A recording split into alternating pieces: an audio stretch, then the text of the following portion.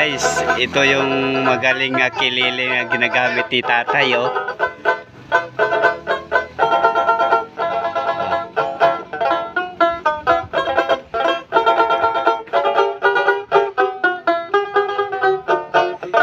Intoy, sayaw, Intoy.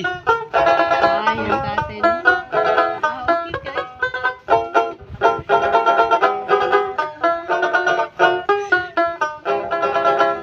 Ayos kayo ang kilili ni tatay. Ang ganda ng tunog.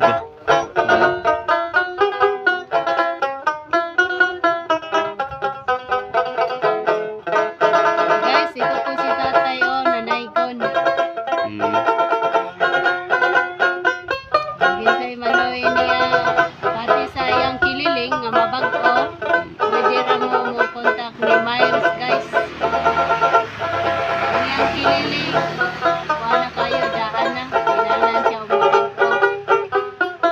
Guys, alam nyo ba kung taga Santo si tatay? Nasa malayo, nasa tuktok ng bundok. Malapit na sa Mount Panamaw yung tinitirahan niya. Guys, ito po yun, si tatay nga taga Iyosan. Sinong nakakailan nito? Shout out sa taga Iyosan. Ito. Wow! Ayos ka. Sa mga relatives nito ni tatay, oh. Ito, dito siya sa kababayan niyang baryo na Mamasko.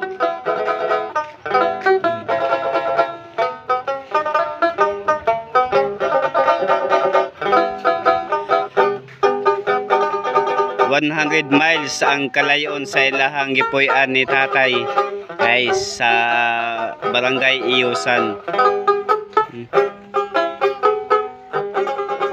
Ayaw, Intoy, ayaw, labot.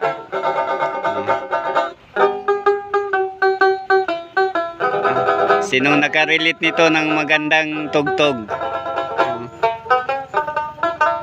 Awit ng pamasko.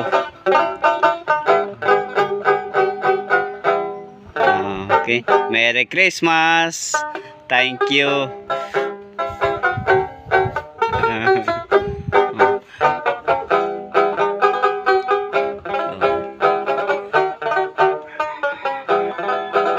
Kayo mo kita-kita is tatay siyang kumagpo.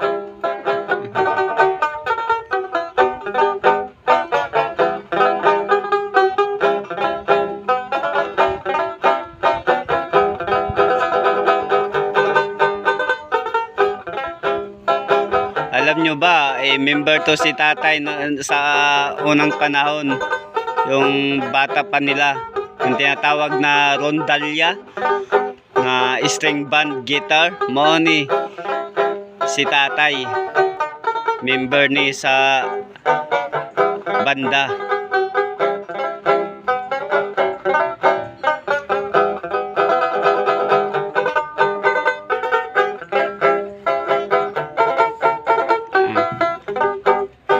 So guys, ngayon ko lang narinig yung mga ganitong guitar.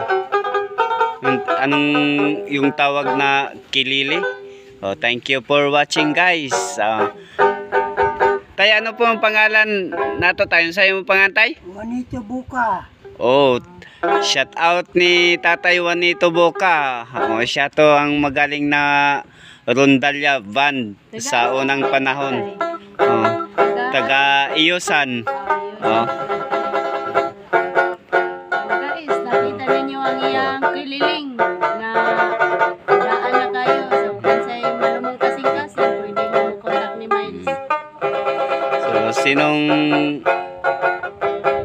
gustong magbigay ng tulong kay tatay para sa guitarist niya na mapalitan ng guitar na bago,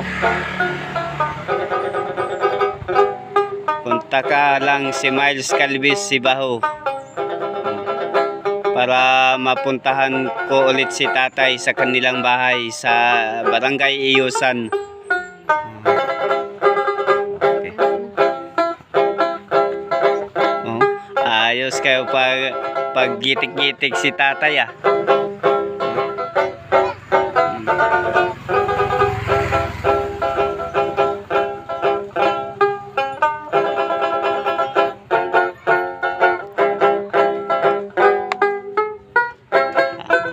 Okay, thank you for watching. Christmas. Merry Christmas.